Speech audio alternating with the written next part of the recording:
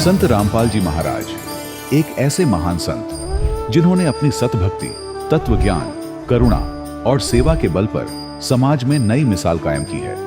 संत रामपाल जी महाराज की अगुवाई में उनके सभी सतलोक आश्रमों से समाज कल्याण के अद्भुत कार्यों ने समाज को सुनहरे भविष्य की एक नई उम्मीद दिखाई है।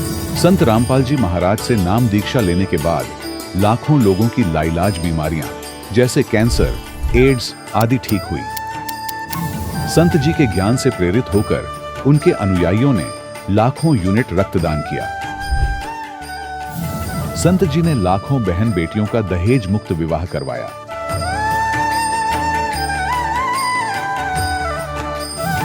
संत जी ने लाखों लोगों का नशा छुड़वाया, करोड़ों उजड़े परिवार बसे।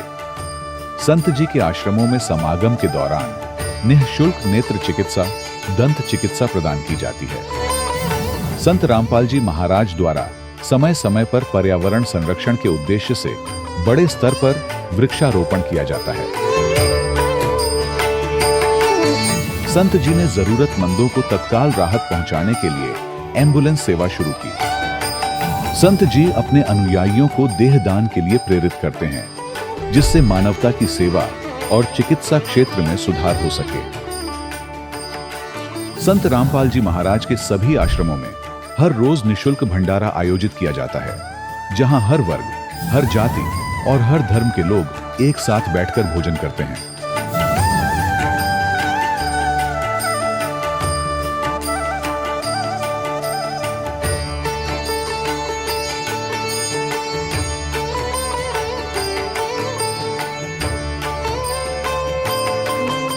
संत रामपाल जी महाराज की अन्नपूर्णा मुहिम ने गरीब और बेसहारा लोगों के जीवन में एक नई ऊर्जा और उम्मीद को जन्म दिया है।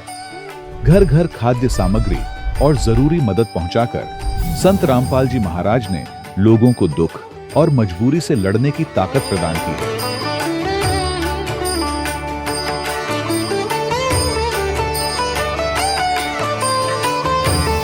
संत रामपाल जी महाराज द्वारा गरीब लोगों के लिए घर बनवाने का अद्भुत कार्य एक ऐसी मिसाल कायम कर रहा है जो सदियों सदियों संत जी की उदारता और दया भावना के तौर पर जाना जाएगा।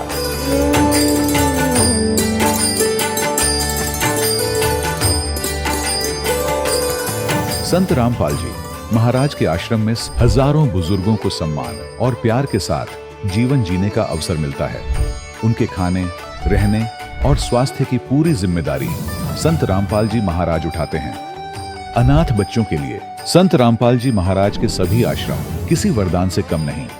यहाँ उन्हें शिक्षा, संस्कार और भविष्य के लिए बेहतर अवसर प्रदान किए जाते हैं। चाहे बाढ़ हो, भूकंप या महामारी, संत रामपाल जी महाराज और उनके अनुयायी हमेशा ही जरूरतमंदों के लिए सबसे आगे खड़े रहते हैं। कोविड महामारी के दौरान संत रामपाल जी महाराज के आश्रमों से करोड़ों लोगों के लिए भोजन, दवाइयां और जीवन रक्षक सामग्रियां उपलब्ध कराई गई। चाहे गरीब की मदद हो या किसी शोषित और पीड़ित वर्ग के हक और सम्मान की लड़ाई, संत रामपाल जी महाराज ने हमेशा ही उनकी दबी आवाज को सरकारों तक पहुंचाया है और उन्हें उचित न्याय दिलवाने में अहम भूमिका अदा की है। समाज में आध्यात्मिक और सामाजिक मूल्यों के प्रति जागरूकता लाने में संत रामपाल जी महाराज हर कदम पर मानवता के सच्चे सेवक साबित हुए हैं। संत रामपाल जी महाराज का जीवन हमें सिखाता है कि सच्ची सेवा वही है जो निस्वार्थ भाव से की जाए। आइए हम भी इस महान सेवा के कार्य में इस महान संत से जुड़ें और संत रामपाल जी महाराज से नाम दीक्षा लेकर अपने जीवन को धन्य बनाएं।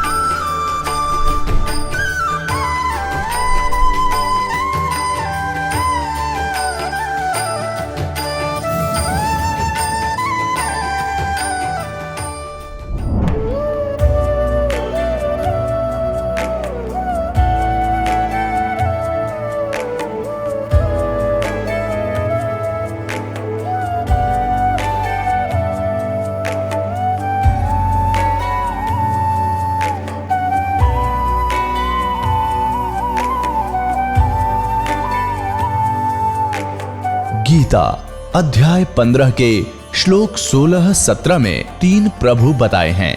ये 3 प्रभु कौन हैं? किस प्रभु की शरण में जाने के पश्चात जन्म और मरण समाप्त हो सकता है? 3 प्रभुओं में सबसे उत्तम परमात्मा कौन है? कैसा है?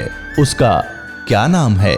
इन सभी गूढ़ रहस्यों को जानने के लिए अवश्य सुनिए जगत गुरु तत्वदर्शी संत रामपाल जी महाराज के अमृत वचन।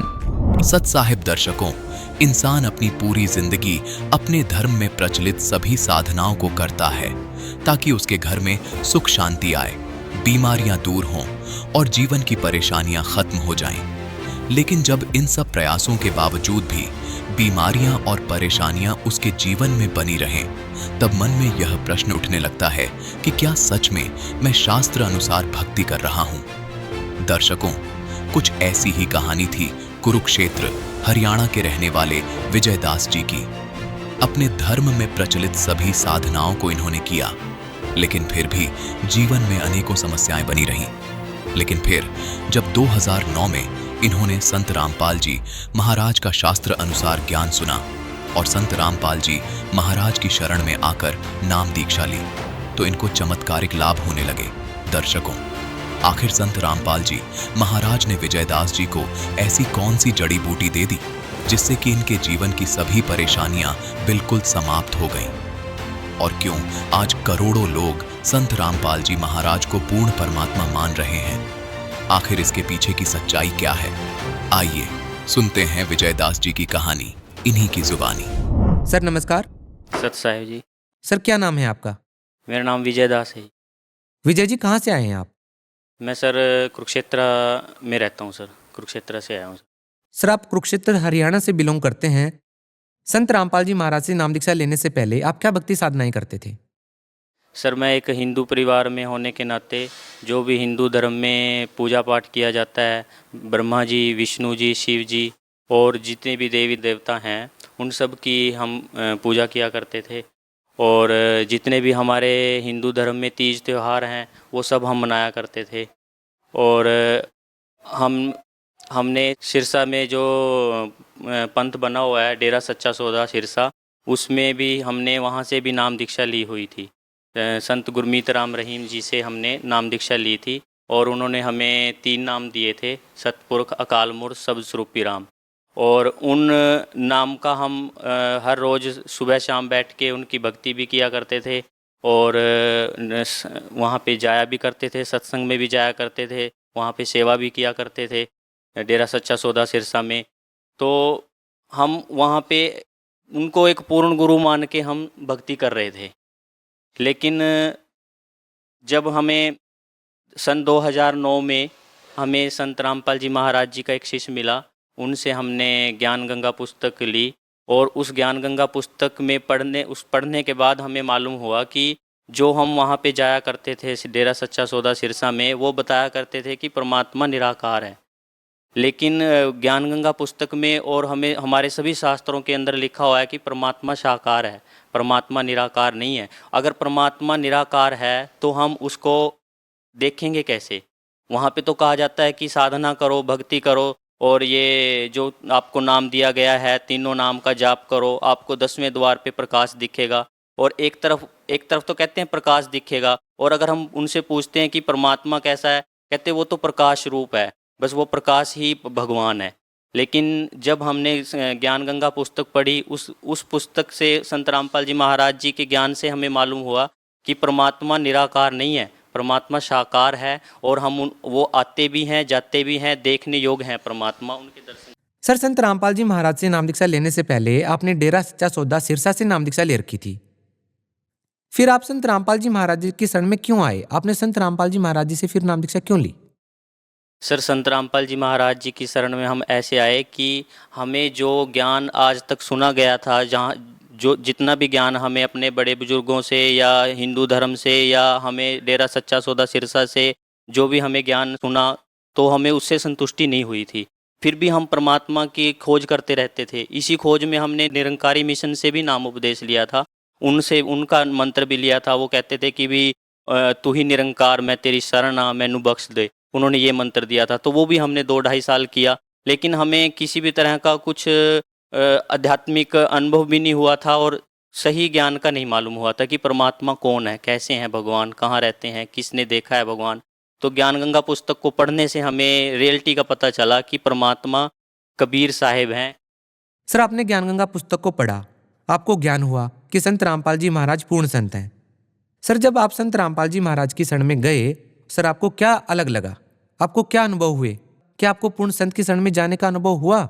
आपको लगा कि अब मैं सही जगह पर आ गया हूँ? क्या कहना चाहेंगे? सर, जब से हम परमात्मा की शरण में आए हैं संत रामपाल जी महाराज जी की, जिस दिन से हमने पुस्तक ही पढ़ी थी, सिर्फ उस पुस्तक को पढ़ने से ही हमें असली पता चल गया था कि भी परमात्मा कबीर साहिब हैं। और जो हमारी खोज थी कि भी भगवान कौन है, वो हमारी पूरी हुई कि भी परमात्मा कबीर साहिब हैं। और जैसे पुस्तक हमने सारी पढ़ी, पुस्तक को पढ़ने से हमने सारे प्रमाण देखे। संत रामपाल जी महाराज जी ने सारे प्रमाण दिखाए कि गीता में भी कबीर साहिब लिखा हुआ है। गीता जी के अध्याय नंबर 8 का श्लोक नंबर 9 है, उसमें लिखा है कवियम पुराणम अनुशीसा ताराम, और कि वो परमात्मा कबीर देव हैं और उनकी भक्ति करनी चाहिए, पूर्ण संत से नाम उपदेश लेना चाहिए। तो संत रामपाल जी महाराज जी से नाम लेने के बाद हमें भगवान के बारे में सही जानकारी मिली कि भी परमात्मा कबीर साहिब हैं, सभी शास्त्रों में उनका प्रमाण है। सर, ज्यादातर श्रद्धालु संत रामपाल जी महाराज की शरण में इसलिए जाते हैं कि उनको कोई भूत प्रेत की बाधा होती है, या वो नशा ज्यादा करते हैं, नशा छोड़ना चाहते हैं, किसी को कैंसर जैसी बीमारियां हैं, या किसी को अन्य शारीरिक परेशानियां हैं। आपने संत रामपाल जी महाराज को केवल आध्यात्मिक ज्ञान प्राप्त करने के लिए गुरु बनाया, या आपको भी कोई परेशानी थी? और यदि आपको कोई परेशानी थी तो क्या संत रामपाल जी महाराज की शरण में जाने के बाद वो ठीक हो गई? हाँ जी सर, मैं इसके बारे में भी आपको बताना चाहूँगा कि हमें सबसे पहले तो आध्यात्मिक ज्ञान पता चला यहाँ से। और हमारे जब से मतलब हमारे घर पे भी प्रेत बाधा थी, हमने नए घर बनवाए थे और किसी से हमने मतलब नया प्लॉट लेके घर बनवाए थे, और जो पहले रहा करते थे वो भी उसमें वहाँ बसे नहीं थे, उनको भी छोड़ के जाना पड़ा था। तो जब से हमने नए घर बनवाए, हम रहने लगे, तो हमारे घर में भी वही सेम प्रॉब्लम हो गई थी।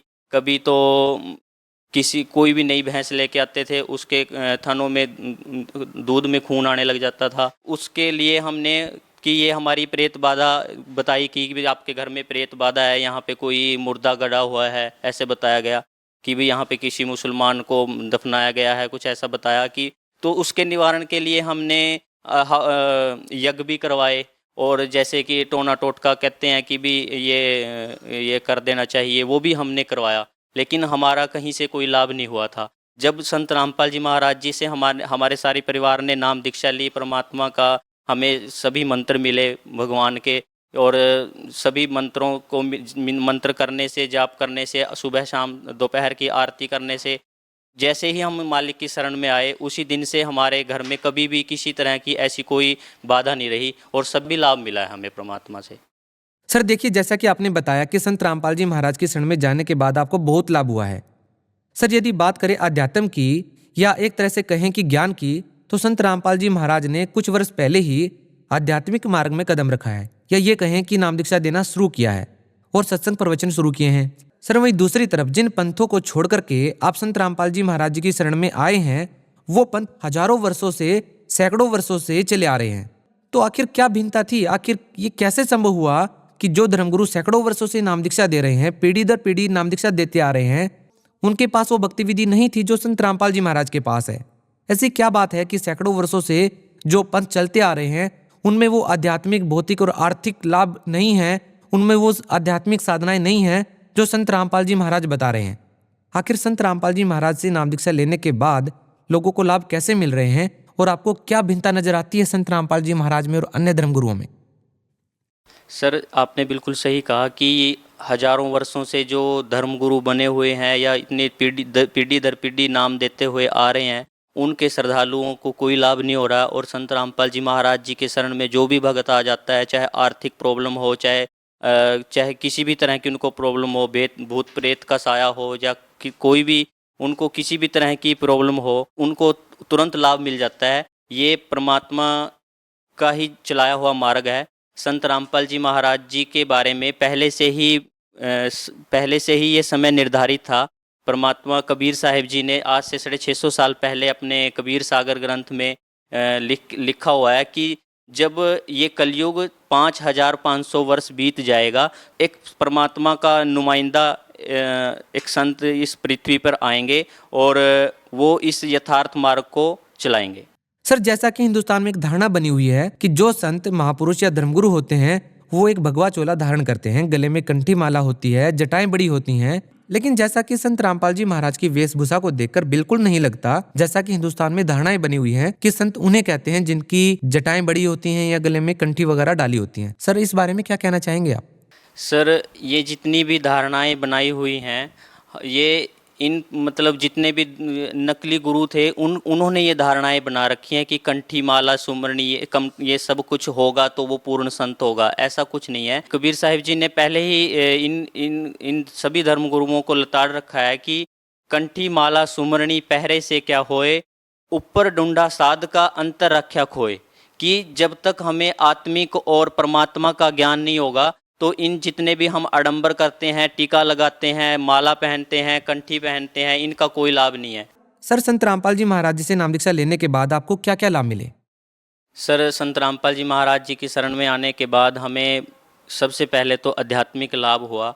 हमें पता लगा कि भी परमात्मा कौन है और सच्चे मंत्रों का हमें ज्ञान हुआ। आर्थिक लाभ सर हमें ये हुआ कि हम संत रामपाल जी महाराज जी की जब से शरण में आए हैं तब से हमारे को किसी भी तरह की कोई कमी नहीं है। मालिक की दया से कोई भी आज तक हमारा कोई काम अकाज नहीं हुआ है। आर्थिक लाभ भी हमें बहुत हुए हैं, लेकिन परमात्मा के ज्ञान से हमें पता चला कि भी साईं इतना दीजियो जिसमें कुटुंब समाए, हम भी भूखे ना रहें अतिथि ना भूखा जाए। तो हमें तो परमात्मा से मांगना भी नहीं आता। हम जितने भी हिंदुस्तान के जितने भी हम मनुष्य हैं यही मांगते हैं कि भी कार होनी चाहिए, कोठी होनी चाहिए, धन होना चाहिए, हमें पूरा बैंक बैलेंस होना चाहिए। लेकिन परमात्मा कहते हैं कि भी कबीरा सब जग निर्धना, धनवंता ना कोय, धनवंता सो जानिए जापे राम नाम धन होए।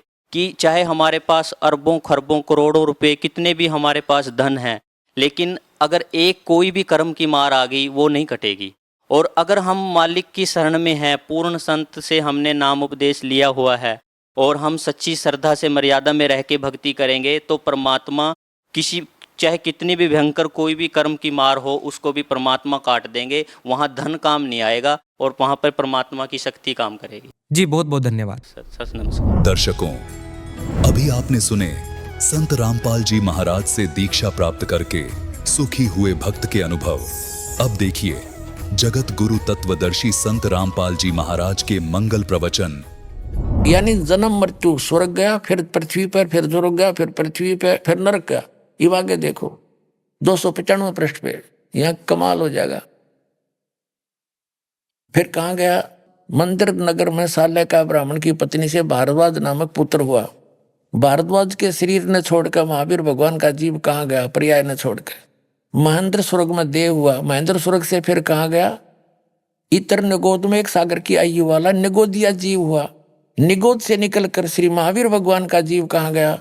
अब देखो अनेकों भाव धारण किए जो इस प्रकार है। 1000 आक वृक्ष के भाव, 80,000 सीप के भाव, 20,000 नीम के भाव वृक्ष के भाव, 90,000 बार केली वृक्ष के भाव, 3,000 बार चंदन वृक्ष के भाव, 5 करोड़ बार कनेर वृक्ष के पेड़ों के शरीर और 60,000 बार वैश्या के शरीर, 5 करोड़ बार शिकारी के जीवन और 20 करोड़ बार हाथी बना, 60 करोड़ बार गधा बना और 30 करोड़ बार कुत्ता, 60 करोड़ बार नपुंसक, 20 करोड़ बार स्त्री, 90 लाख बार धोबी और 8 करोड़ बार घोड़ा, 20 करोड़ बार बिल्ली और 8 लाख बार गर्भपात से मरण और केवल 80 लाख बार देव प्रयाग को प्राप्त हुआ।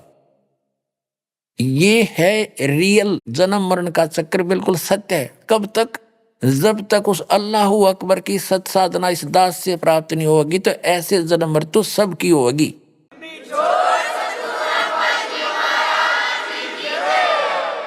और ये हालत तो ब्रह्म सत्र की साधना करने वाले की है, जो वेद ज्ञान दाता और गीता ज्ञान दाता, कुरान शरीफ का ज्ञान दाता है, ये एक है। इसके बताए अनुसार साधना करने वाले की जन्म मृत्यु सदा बनी रहेगी। ये भूल है, इन्होंने कुरान शरीफ को ठीक से समझा नहीं, जिसलिए गलत आइडिया लगा रखा है कि एक बार आखिरत होगी। नहीं, इन्हें स्पष्ट किया कि मैं फिर पैदा करूंगा जैसे पहले पैदा किया था, नहीं तो फिर ये दोबारा पैदा करने वाली बातें नहीं, खत्म हो जानी थी। तो अब ये है ओरिजिनल, क्योंकि बाबा आदम ऊपर मिले तो पहले जा चुके हैं, वो भी खत्म होगी। बाबा हजरत अब्राहिम, मूसा जी, ईसा जी ऊपर बैठे हैं, पूरी जमात की जमात है। बाबा आदम की सारी संतान, कोई नरक में कोई स्वर्ग में। तो वो सिद्धांत गलत सिद्ध हो गया कि कब्र में पड़े रहेंगे, और फिर वो तो सब पे लागू होना चाहिए, फिर जो सबके लिए कुरान शरीफ है। तो ये इन्होंने ठीक से समझा नहीं कुरान शरीफ को, ये वास्तविकता ये है।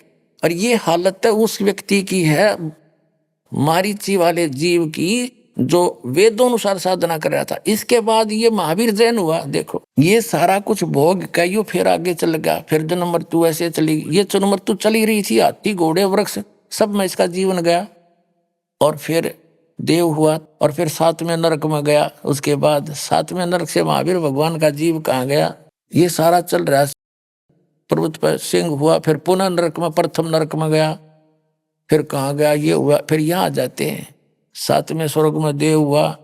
अब यहाँ आगे जम्बू द्वीप के छतरपुर नगर में नंदीवर्धन राजा की वीरमती नंदी से नंद नाम पुत्र हुआ। नंद का जीव फिर आगे कहाँ गया, पुष्पोत्तर विमान में देव हुआ। तदंतर 24 में तीर्थंकर श्री महावीर भगवान हुए। इतनी बिरान माटी हुए, पाछे महावीर भगवान होया।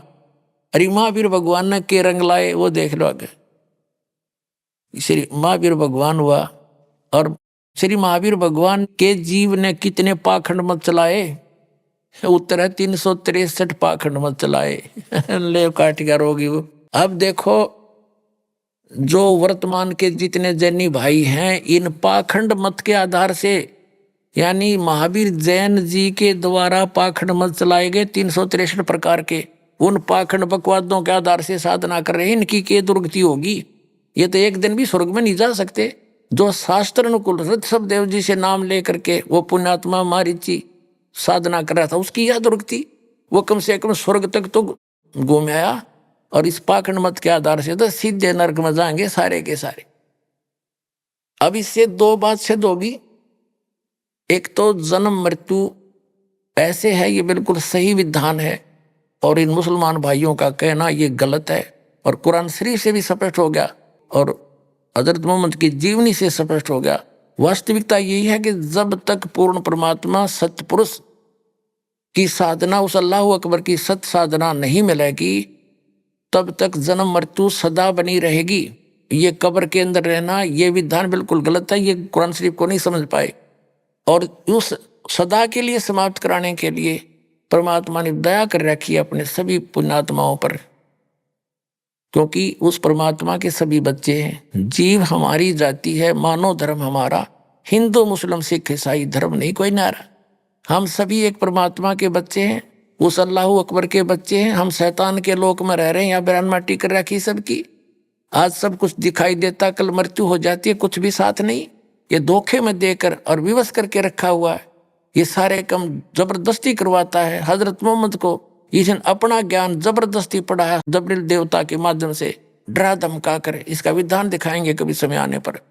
तो ये ऐसे ही कर रहा है, और वो पूर्ण परमात्मा स्वयं आता है, सहशरीर आता है, उसका नाम कबीर है, अल्लाह अकबर है, वो परमात्मा कबीर है। वो आकर के अपना सच्चा ज्ञान रूबरू आकर देता है। हम पहचान नहीं पाते क्योंकि हम गलत ज्ञान ग्रहण किए हुए थे। अब वो नहीं आए तो इस दास को भेज रहा कि अपना आत्माओं अपना कल्याण कराओ और मुक्ति पाओ। बोलो सतगुरुदेव।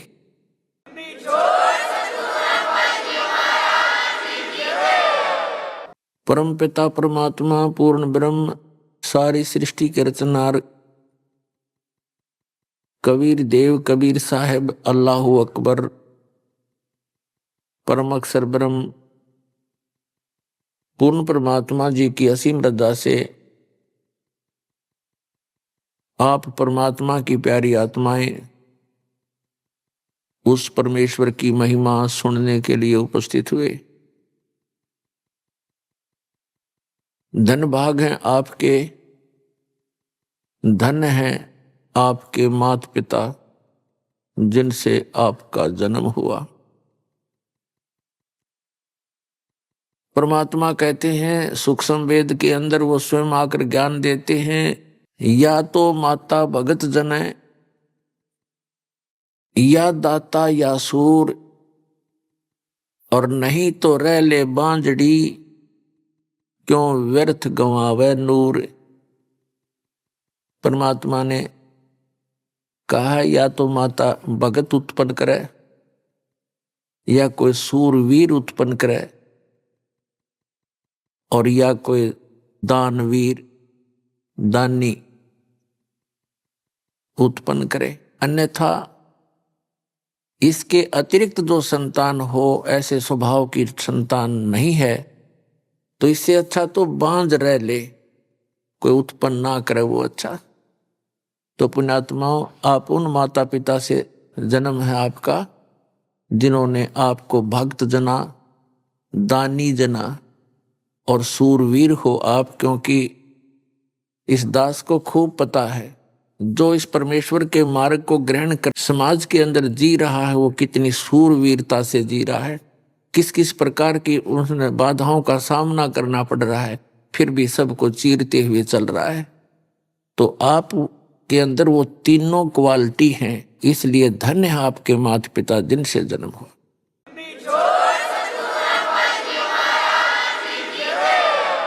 और उससे भी सौभाग्य आपका धन्य हो आपके आपको ऐसे समय में जन्म मनुष्य का। देवता भी तरसते हैं इस प्राइम टाइम को।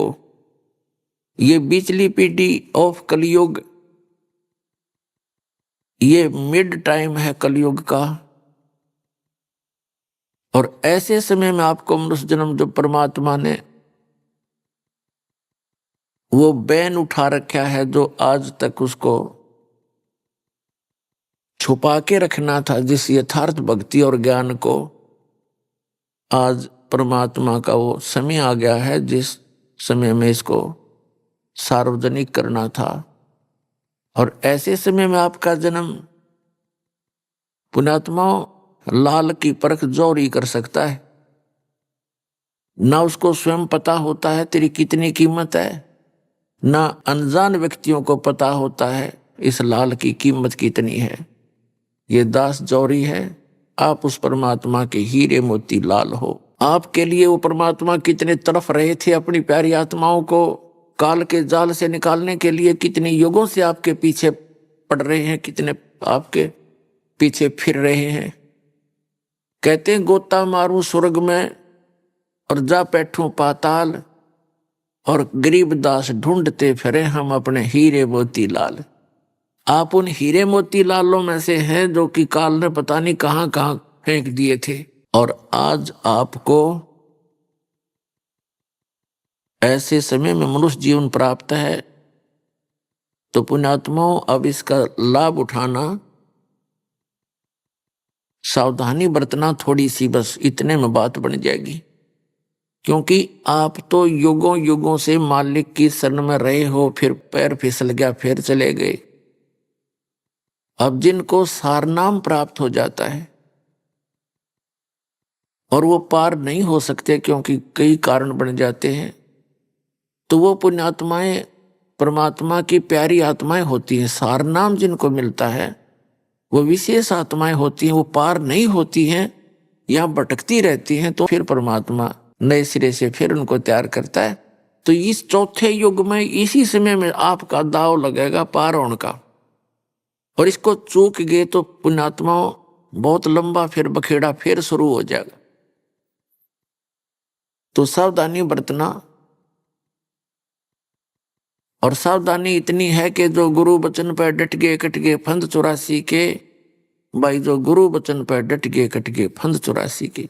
गुरु जी की आज्ञा का पालन करें, समाज ने एक तरफ धर दे, क्योंकि जो इस ज्ञान को नहीं सुनते वो तो अपने जो रीति रिवाजों को अंतिम मान के उसी प्रोसेस को, उसी प्रोसीजर को फाइनल माने बैठे हैं। लेकिन हमारा मार्ग उससे हटकर है, और इस भगत और जगत का आपस में विरोध क्यों रहा है? इसका कारण यही है कि समाज की रीतियां अलग हैं। वो तो यही जन्म और मृत्यु के इस प्रोसेस में इस चक्कर में रहने की है और हमने इससे निकलना है। उससे निकलने के लिए वो रीति रिवाजें अलग हैं, तो हमने उनसे हटकर आगे बढ़ना है और किसी का बुरा नहीं मानना। यदि आपको कोई गलत कहता है, आपने ये जानकर कि वो बालक है, उनको ज्ञान नहीं है, आपका जो विरोध करते हैं वो अनजान है, जब उनको समझ में आएगा तो उनको बहुत पछताना पड़ेगा। पुण्यात्मा, उस परमात्मा ने आके ये ज्ञान दिया है कि मनुष्य जीवन बार बार प्राप्त नहीं होता, और प्राप्त हो जाता है तो फिर उसमें संत नहीं मिला करते। संतों के झुंड फिर रहे हैं। शास्त्र विरुद्ध साधना बताने वाले महापुरुष संत कहलाने वाले बिना गिनती के हैं।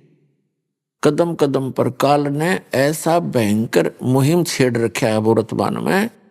उसको पता है कि वो समय आ गया कि परमात्मा अपने बच्चों को सबको ग्रहण करेंगे, और उसने भी अपना पूरा एडी से चोटी का जोर लगा रखा है। ये नकली पंथ चला के नए नए संत न्यारे पैदा करके जहां देखा 20-30 हजार 50 हजार 1-2 लाख करोड़ करोड़ व्यक्तियों को ये काल के दूत फंसाए बैठे हैं। तो पुण्यात्माओं, परमात्मा ने सबसे बड़ी दया करी आपके ऊपर कि आपको शिक्षित कर दिया। ये दास खूब देख रहा है कि जब दास का जन्म हुआ सन 1951 में, 8 सितंबर 1951 को, उस समय शिक्षा का कोई विशेष जोर नहीं था, किसी की रुचि नहीं थी। 10 वर्ष के बाद देखा कि शिक्षा की कुछ रुचि बनी, और 10-20 वर्ष के बाद तो देखा कि लोगों ने शिक्षा को ही मूल चीज मान लिया। अपने बच्चों को, सबको, बेटियों को, बेटों को शिक्षा में सबको शिक्षित करना चाहा। तो ये परमात्मा की दया थी। नहीं, हमारे समय में लड़कियों को स्कूल नहीं भेजते थे। मेरी 4 बहनें थी, उनमें से एक ही शिक्षा ग्रहण कर पाई, जो सबसे लास्ट थी, बाकी तो ऐसे अशिक्षित रही। तो कहने का भाव ये है कि परमात्मा ने आप पे रजा बख्शी, चाहे किसी भी लालच में आपने बेटियों को भी पढ़ाना शुरू कर दिया और बेटे भी पढ़ गए।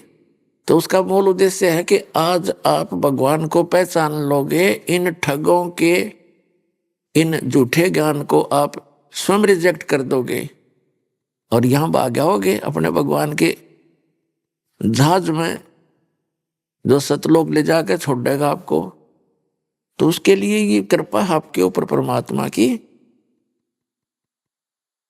कि आपको ऐसे समय में जन्म मिला। तो पुण्यात्मा,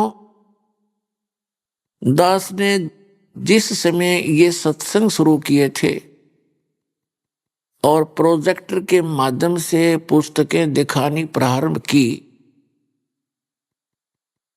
हमारे भक्तों को अन्य संतों के जो शिष्य थे वो ये कहते हुए सुने जाते थे कि वो किसा गुरु भाई तुम्हारा, वो तो पुस्तक पढ़ पढ़ कर सुनाता है, और टीचर तो वो होता है जो बगैर पुस्तक उठाए फटाफट सुना दे।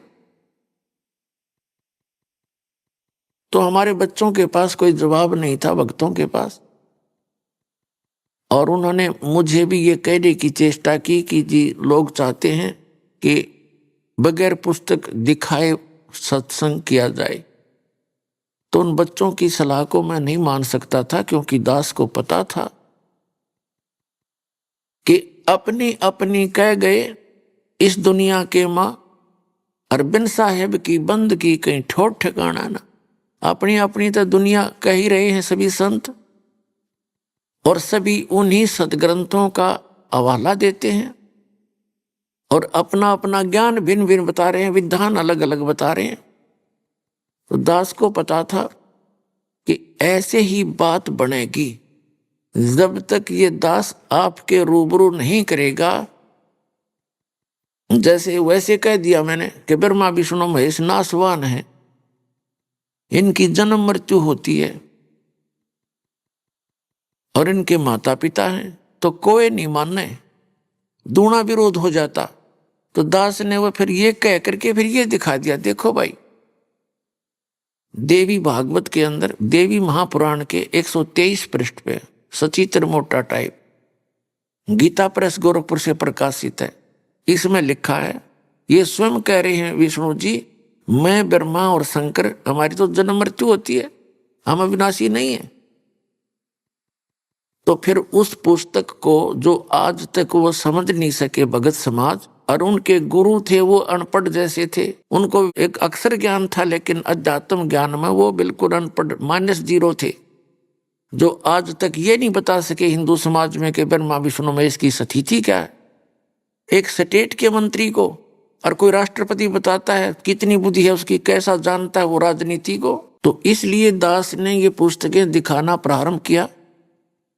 भले ही कुछ एक व्यक्तियों ने अच्छा नहीं लगा, लेकिन बुद्धिमान समाज ने इसको स्वीकारा। इसके आधार से अपने सदग्रंथों को उठा उठा कर देखा, और देखा तो देखा, फिर क्या कोई झूठ थोड़ा बोला जा सकता है। सच पाया, पूरा विश्व झुकेगा इस साइड में, पूरे विश्व को मानना पड़ेगा सच्चाई को, क्योंकि इसके अतिरिक्त कोई कल्याण नहीं, कोई मार्ग नहीं।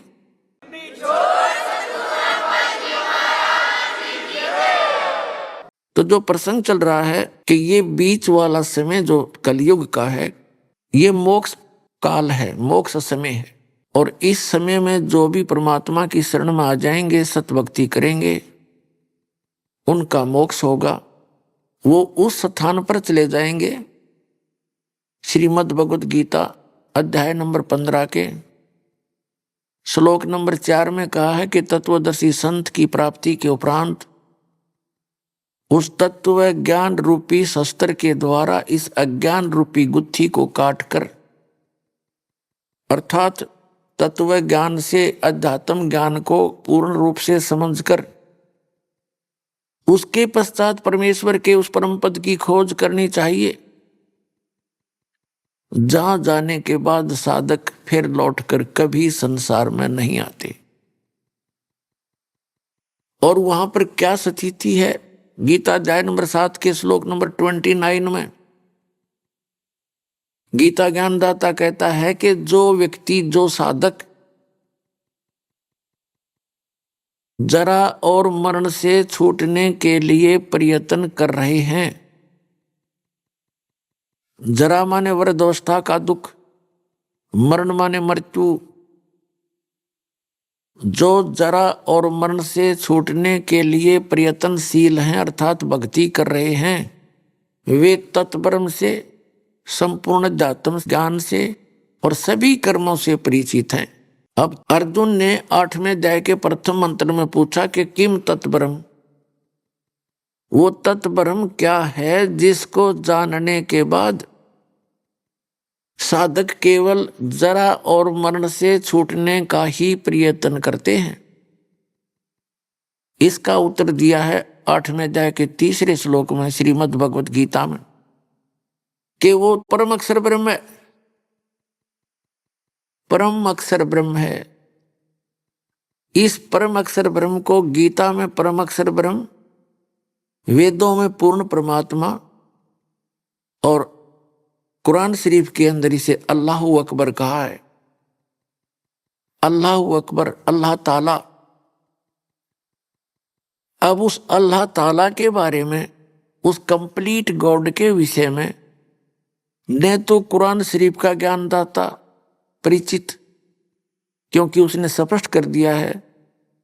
कुरान शरीफ सूरत फुरकानी चैप्टर नंबर 25 और आयत नंबर 52 से 59 में स्पष्ट किया है। कुरान शरीफ के ज्ञानदाता ने हजरत मोहम्मद को कह रहे हैं कि हे नबी, हे पैगंबर, तो उन काफिरों का कहा ना मानना जो कबीर को भगवान नहीं मानते, अल्लाह नहीं मानते। यानी मुसलमान भाई कबीर का अर्थ बड़ा करते हैं। कहने का भाव यह है कि जो उस अल्लाहु अकबर को भगवान नहीं मानते, अल्लाह नहीं मानते, अन्य उपासना करते हैं, तो उनकी बातों में मत आना, उनके लिए संघर्ष करना। संघर्ष का अर्थ है कि उनके द्वारा भ्रमित ना होना, मेरे द्वारा बताए गए इस ज्ञान पर दृढ़ रहना। और वो परमात्मा वही है अल्लाहु अकबर, जिसने 6 दिन में सृष्टि रची और 7वें दिन तख्त पर जा बैठा। कुरान शरीफ का ज्ञानदाता स्पष्ट कर रहा है कि मैं नहीं जानता उसके विषय में। उसके विषय में किसी बाखबर से पूछो, तत्वदर्शी संत से पूछो। अपने आत्माओं, इससे स्पष्ट हो गया कि कुरान शरीफ का ज्ञानदाता उस अल्लाह अकबर के बारे में परिचित नहीं है, तो उस अल्लाह अकबर की भक्ति विधि भी इस कुरान शरीफ में नहीं है। उसके लिए तो ऑप्शन छोड़ दिया उसने कि बाखबर बताएंगे, तो बाखबर ये दास है। आज मानियो, चाहे 10 वर्ष के बाद मानना पड़ेगा आपको। इस पृथ्वी पर यदि कोई संत है, सतमार्ग दर्शन करने वाला, तो ये दास है।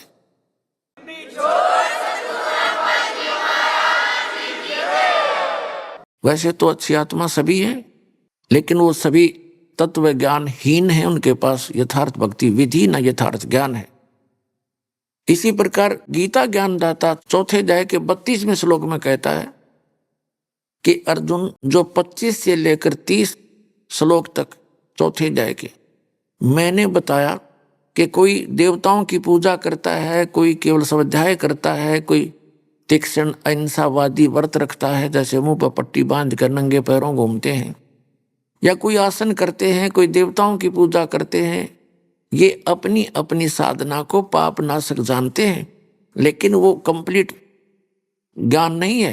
चौथे अध्याय के गीता जी के 32वें श्लोक में कहा है कि वो इस प्रकार की वास्तविक यज्ञों की जानकारी, यज्ञ माने धार्मिक अनुष्ठान, धार्मिक अनुष्ठानों की जानकारी विस्तार के साथ ब्रह्मण मुखे यहां चौथे अध्याय के 32वें श्लोक में अनुवादकर्ताओं ने अल्पज्ञता दिखाई है, क्योंकि उनकी बुद्धि काम नहीं कर रही थी, उनको पता ही नहीं था। यहां ब्रह्मण मुखे का अर्थ कर दिया वेद की वाणी में। नहीं, ब्रह्मण का अर्थ वेद नहीं होता, राजा का अर्थ संविधान नहीं होता। ब्रह्म का अर्थ कोई वेद करता है वो महामूर्ख व्यक्ति है। ब्रह्म तो एक राजा है, भगवान, और वेद उसका विधान संविधान है। तो राजा का अर्थ संविधान नहीं किया जा सकता, ये अल्पज्ञता है। तो इस ब्रह्मण का अर्थ 17वें अध्याय के 23वें श्लोक में इन्हीं अनुवादकर्ताओं ने सच्चिदानंद घन ब्रह्म कहा है। वो बिल्कुल सही है। ओम तत्सत इति निर्देश है ब्रह्मण तिर्विध समर्थ ब्राह्मणा तेन वेदा च यज्ञा विहिता पुरा। अब इसका क्या अर्थ है कि सच्चिदानंद घन ब्रह्म का, उस परम अक्षर ब्रह्म का तो 3 मंत्र का जाप है, ओम तत्सत। ओम तो ये सरपुरुष का, सरब्रह्म का, काल का, और तत् ये सांकेतिक है, और सत भी सांकेतिक है, कोड वर्ड है। ये कोड वर्ड इस दास के पास है, इस विश्व में किसी के पास नहीं, और ना ही कोई अधिकारी है इन कोड वर्डों को। इस मंत्र का दान करने का भी कोई अधिकारी नहीं है, और अनधिकारी के पास चाहे इसका ज्ञान भी हो, क्योंकि मुझ दास से सुनकर कोई बागी हो जावे, अपने आप जो ये मंत्र दान करने लग जावे संत बनकर, वो सबसे बड़ा दुश्मन होगा इस मानव समाज का। क्योंकि मिलता जुलता ज्ञान याद कर लेगा, यही मंत्र उसके पास है, तो वो डुप्लीकेट है, यानी वो पासपोर्ट डुप्लीकेट बना रहा है। वो महाअपराधी है उस भगवान के दरबार में, और 10-20 व्यक्तियों को, 100-200 1000 को वो बर्बाद कर सकता है। तो आपने उससे भी सतर्क रहना है। तो कहने का भाव ये है कि यह ब्रह्म का अर्थ सच्चिदानंद घन ब्रह्म है। तो हम चौथे अध्याय के 32वें श्लोक में फिर आते हैं कि इस प्रकार की धार्मिक अनुष्ठानों की जानकारी ब्रह्म ने मुखे, यानी सच्चिदानंद घन ब्रह्म ने जो अपने मुख कमल से बोला, उच्चारण किया, उस वाणी में विस्तार के साथ कही गई है, वो तत्व ज्ञान है। चौथे अध्याय के 34वें श्लोक में कहा कि अर्जुन, उस तत्व ज्ञान को जो उस पूर्ण परमात्मा अल्लाह अकबर ने स्वयं आकर के सशरीर आकर के बोला है, उसके मुख कमल से उच्चारित वाणी में जो वर्णित है, वो तत्व ज्ञान है।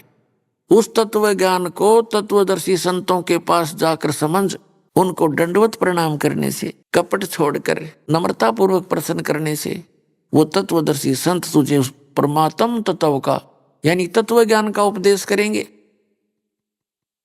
इससे सिद्ध हो गया कि गीता ज्ञानदाता भी उस अल्लाहू अकबर की यानी परम अक्षर ब्रह्म की जानकारी नहीं रखता, सच्चिदानंद घन ब्रह्म की जानकारी नहीं रखता। उसने भी ऑप्शन छोड़ दिया है कि तत्वदर्शी संत बताएंगे। यदि इस गीता जी के अंदर वो ज्ञान होता तो एक अध्याय और लिख देते, 18 लिखे 19 हो जाते। इसी प्रकार कुरान शरीफ के अंदर जो आयत हैं, जो सूरत हैं, वो एक आधी और लिख देता, उसमें बता देता, उसमें पढ़ लो। वो है ही नहीं। यजुर्वेद अध्याय नंबर 40 के मंत्र नंबर 8 में एक अकायम शब्द है। ये अनजान लोग इस अकायम शब्द से भगवान को बिना काया का मानकर ढोल पीटना शुरू कर देते हैं। इनको कख तो पता नहीं। उसमें केवल अकायम शब्द अकेला नहीं है, उसमें लिखा है कि सप्रियागात वो सबसे पहला शरीरधारी है। और शुक्रम अकायम, शुक्र माने माता पिता के योग से बना हुआ उसका शरीर नहीं है। वो शुक्र से बनी काया नहीं है, शुक्र से बनी काया रहित है। और फिर आगे उसमें लिखा असनाविरम अवर्णम, अवर्णम यानी उसमें कोई जख्म नहीं होता, वो निराम्य है, निरोग है उसका शरीर। और असनाविरम उसके शरीर में स्नायु नहीं है। तो इसका मतलब बॉडी तो है उस भगवान की, और उसका स्पष्ट नाम लिखा है वो कबीर मनीषी, वो कबीर देव है, सर्वज्ञ है। मनीषी माने सर्वज्ञ, और स्वयंभू है, स्वयं ही बनता, उसका कोई जनक नहीं है। स्वयंभू माने जिसका कोई जनक ना हो, स्वयं ही बना हुआ हो। ऐसे ये वेद के अनुवाद करता भ्रमित है, भगवान को निराकार बताते हैं, उसमें स्पष्ट साकार लिखा है। यजुर्वेद अध्याय नंबर 40 के मंत्र नंबर 8 को ये मुसलमान प्रवक्ता डॉक्टर जाकिर नायक जी भी कैसे अनुवाद करता है कि उसका जिस्म नहीं है, बॉडीलेस है भगवान। तो इन्हें खाक पता है।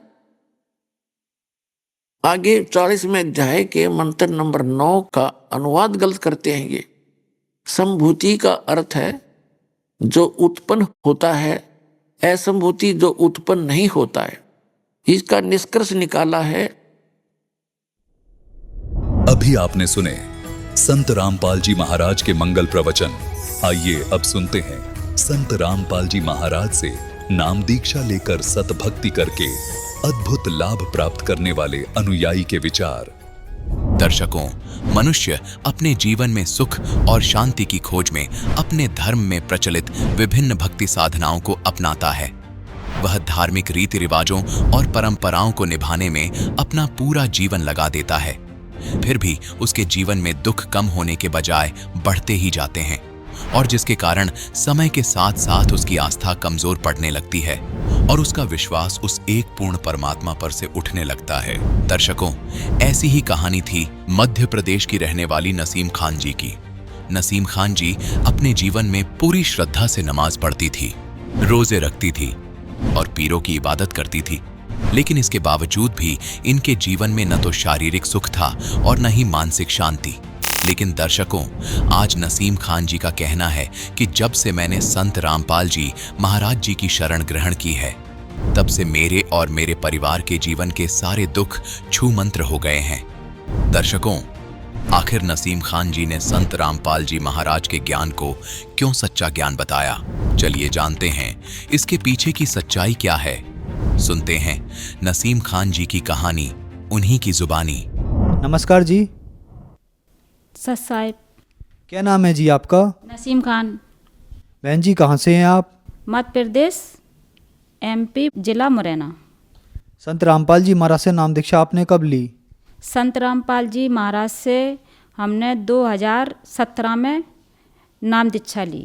संत रामपाल जी महाराज से नाम दीक्षा लेने से पहले आप क्या भक्ति साधनाएं करती थी? जो हमारी समाज में बचपन से नवाज, रोजे, अल्लाह अल्लाह बस यही करते थे। तो फिर क्या कारण बना कि आप मुस्लिम धर्म से संत रामपाल जी महाराज से आपने नाम दीक्षा ली? बहुत परेशान रहते थे, बहुत परेशानी रहती थी, नमाज पढ़ते रहते थे। हमने एक हमारी समाज में जो मतलब पीर होते हैं वो हमारे पिताजी थे, उनको हमने अपना वो बना रखा था। वो हमको नवाजों की सूरतें बताते थे, पढ़ने को बताते थे। रात में नमाज की इबादत बताते थे, वो करते थे, फिर भी परेशानी दूर नहीं होती थी। मेरे पे 3 बेटी 1 बेटा है। बेटियों पे भूत पलीत का साया रहता था, परेशानी बहुत रहती थी। मेरे हस्बैंड को फालिस भी मार गई थी। मैं अपने बच्चों का बहुत मुश्किल से पालन पोषण करती थी और जो पीर बनाए थे उनके बताए रास्ते पे चलती थी, फिर भी दिन पे दिन परेशानी आती थी और हर वक्त रोना राट बहुत परेशान रहते थे। मेरी बड़ी बेटी ने हिंदू समाज में शादी कर रखी, उसकी वजह से हमारे घर वाले बहुत खिलाफ हो गए, हमको बहुत लड़ने भिड़ने लगे, फिर हमने अलग रहने लगे। ऐसे हम बहुत परेशान रहते थे भगत जी। मगर जो हमने जो पीर बना रखे थे वो हमारे साथ रहते थे, उनकी हम बहुत अच्छे से सेवा करते थे। और पीर जो हमने बना रखे थे हमारे पिताजी, वो हमको ऐसे बताते थे, ये पढ़ो तो इससे सट्टा लंबर जाने क्या होता है, वो उससे पैसा मिल जाएगा जी, मिल जाएगा। वो भी हम कर रखते थे, फिर भी हम बहुत परेशान रहते थे और कोई लाभ नहीं मिलते थे। फिर हमारे जो दामाद हिंदू समाज में करे थे वो छोड़ के भी चले गए। बच्ची थी 3 महीने की और हम ज़्यादा परेशान रहने लगे अल्लाह अल्लाह कर करके। फिर एकदम हम कलियर शरीफ दरगाहों पे, मज़ारों पे, सब जगह जाते थे, इतनी परेशानी में भी, फिर भी हमको कोई लाभ नहीं मिलते थे। हम अजमेर शरीफ गए, कलियर शरीफ गए और पटियाला में जो भी जहाँ जहाँ दरगाह अच्छी अच्छी थी वहाँ भी जाते थे। अपनी समस्या लेके हमारी कोई पूरी नहीं होती थी और हम परेशान रहते थे। हमें संत रामपाल जी महाराज के बारे में हमारे दामाद जो हिंदू समाज में थे उनने हमको बताया कि ये अपने अल्लाह हैं जी, देखो अपने कुरान शरीफ में जी लिखा है, वो लिखा है। फिर उन्होंने हमें सत्संग भी बताया और सुनाया। हमने कि हमें ले चलो, तो हमें आश्रम लेने गए। हमने कि ठीक है, हमें नाम उपदेश दिलवा दो। फिर हमने नाम उपदेश लिया संत रामपाल जी महाराज से। जैसे कि आपने बताया कि मुस्लिम धर्म में जितनी भी भक्ति साधनाएं होती हैं वो सब करते थे आप अजमेर शरीफ भी गए और भी आपने नाम गिनाए। तो क्या संत रामपाल जी महाराज से नाम दीक्षा लेने के बाद आपके ऊपर जो समस्याएं थी वो ठीक हुई? जो हम इतने परेशान रहते थे उनसे नाम उपदेश लेके हमारी सब परेशानी सब दूर हो गई। आज हम बहुत खुशी से हैं, बहुत अच्छे हैं, परमात्मा की भक्ति कर रहे हैं और 2017 से और नियमों से चल रहे हैं और हमें बहुत लाभ मिल रहा है, बहुत अच्छे से रह रहे हैं, सब परेशानी दूर हो गई हमारी।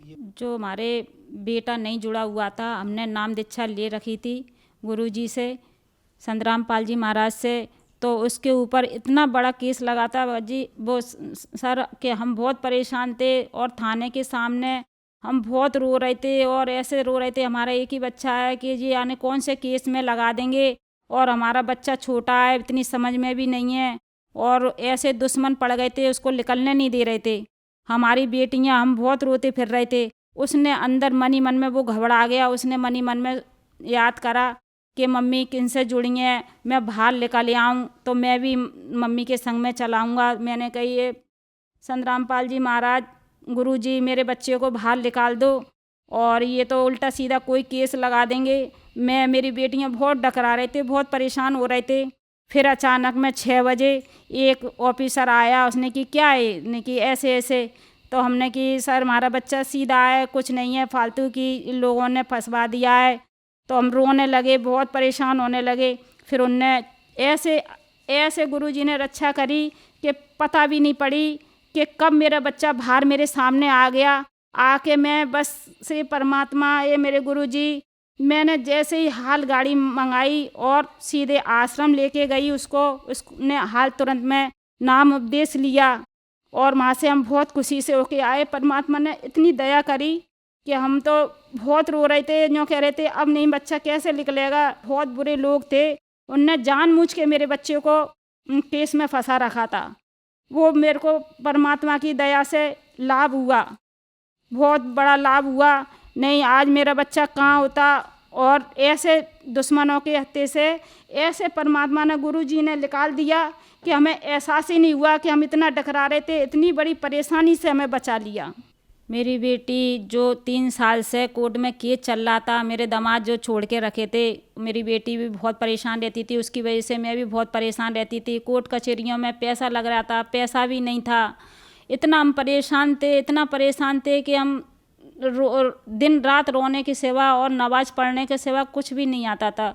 जब से संत रामपाल जी गुरु जी से नाम दीक्षा ली, मेरी बेटी का भी घर बस गया और मेरी जो समस्या थी, मेरे पैरों से खड़ा नहीं हुआ जाता था, पैरों से बहुत दर्द होता था, वो भी मैं ठीक हो गई। और खूब सब परमात्मा जुड़ के बहुत सच लाभ मिले हमें और हमारे सब अब सही हैं। जैसे कि आपने बताया कि आपने संत रामपाल जी महाराज से नाम दीक्षा लिया और आपको बहुत सारे लाभ मिले। पहले आप मुस्लिम धर्म में थे और संत रामपाल जी महाराज से नाम दीक्षा लेने के बाद जो संत रामपाल जी महाराज ने आपको नाम दीक्षा दी, तो क्या आप मुस्लिम से हिंदू बन गए? नहीं भगत जी, हम हिंदू नहीं हैं। हमारे संत रामपाल जी महाराज बताते हैं, जीव हमारी जाति है, मानव हमारा धर्म। हिंदू मुसलमान सिख ईसाई धर्म कोई न्यारा नहीं और हमें इससे कोई फ़र्क नहीं पड़ता है। हमें परमात्मा अल्लाह हमें मिल गए और हमें यही चाहिए, हमें कोई मतलब नहीं है। परिवार जो हमारे मुसलमान हैं, जो हमारे घर वाले हैं, वो हम पे विरोध करते हैं, हिंदू बन गई है, हिंदू बन गई है। हम कहते हैं हमें तो ठीक है, हम हिंदू बन गए हैं, पर हमें अल्लाह तो मिल रहा है। नमाज इतनी पढ़ ली, इतने हमने सब कुछ कर लिए हैं, इतनी परेशानी उठा ली, हमें कुछ अल्लाह नहीं मिले। हमें अब अल्लाह मिले। देखो कुरान शरीफ खोलो, हम खूब समझाते हैं मगर उनके समझ में नहीं आती है। संत रामपाल जी हमारे महाराज हमको हिंदू नहीं बनाते हैं। वो जो मुसलमान जो कुरान शरीफ में लिखा है उसके हिसाब से हमें मुसलमान के धर्म से जो इबादत बताते हैं वही इबादत करते हैं हम, और ना वो हिंदू नहीं बनाते हैं। और जो मतलब कुरान शरीफ को खोल के सैलान पे जो सत्संग बताते हैं वो देखो मुसलमान बहन भाई, तो वो ना हिंदू का कोई वो नहीं है। वो तो जो इबादत कुरान शरीफ में लिखी है उसी को बताते हैं। आज जो दर्शक टीवी पे आपको देख रहे हैं और वो भी मुस्लिम समाज से हैं, तो उनके लिए आप क्या कहना चाहेंगी?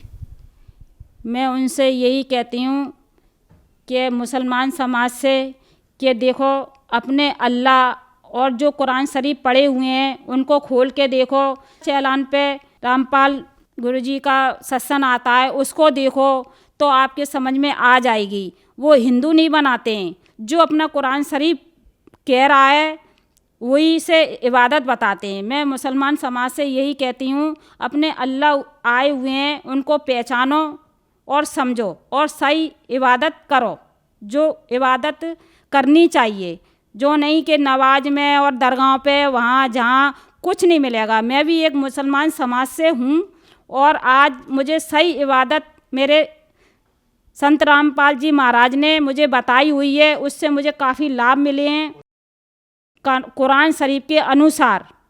ठीक है, कुरान शरीफ मेरी बेटियां भी पढ़ी हुई हैं, मैं भी पढ़ी हुई हूँ। आज मैं उसको पढ़ के मैंने देखा है, आप भी देखो और समझो तो आपके समझ में आ जाएगी।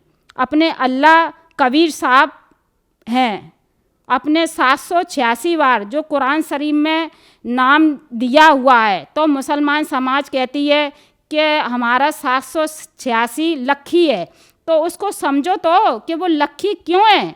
अपने अल्लाह का नाम कबीर साहब, कबीरन कबीरा खबीरा, जो कुरान में लिखा हुआ है उसको पहचानो कि यही अल्लाह हैं। जी तुमने अल्लाह अल्लाह अल्लाह अल्लाह कर रहे हो, उससे तुम्हें कोई लाभ नहीं मिल रहे हैं। जैसे कि हाल ही के कुछ वर्षों से देखा गया है कि संत रामपाल जी महाराज से मुस्लिम समाज है वो भी बहुत ज़्यादा संख्या में जुड़ रखा है, जैसे आपकी तरह। अगर कोई श्रद्धालु टीवी पे आपका इंटरव्यू सुनना है, अगर वो मुस्लिम धर्म से भी है, तो वो संत रामपाल जी महाराज से नाम दीक्षा कैसे ले सकता है? चैलान पे गुरु जी का सत्संग आता है, उसके नीचे पट्टी आती है, उसमें उनका नंबर लिखा है और उससे अपन नंबर से फ़ोन लगा के और पूछ सकते हैं। और जगह जगह पे संत रामपाल जी गुरु जी के नाम केंद्र बने हैं, वहाँ जाकर नाम उपदेश ले सकते हैं। धन्यवाद जी। सत साहिब।